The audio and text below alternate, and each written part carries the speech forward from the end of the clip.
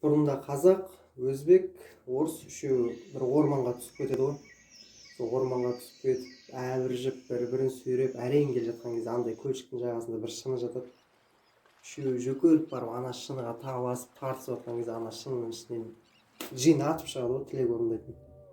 Сол джин атып шығады, үшеуі мәз, қуанып, өзбек шустери алдына тұрып алып, бірінші үш тілегін айтады, тұрып алып. Мені еліме қайтар, байғыл, әдемі әйел бер дейді ғой.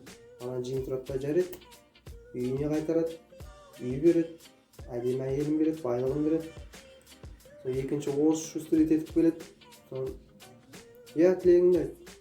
Мне тоже богатство, женщина и дом.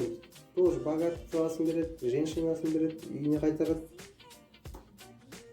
Сол үшінші қазақ келеді. Я қазақ, айт. Маған бір жәшік арақ, закуска. И ана екеуін қайттан обратно алып кел дейді. Ана екеуін қайттан алып келеді, бір жәшік арағын береді, закускасын береді. Қазақ ішіп алады, закускасын жеп алады. Ана екеуі жылағысы келіп жүр. Сол үшеуі қайтадан бір-бірін сүйреп кетеді. Үшеуі бір-бірін сүйреп келе жатқан кезде тағы да сондай шиша тауып алады да, сықылайды, джин атып шығады. Я, үш тілектеріңді айтыңдар. Соны өзбек пен орыс тұрып ақылдасады. Бірінші қазақ кетіп қалсын.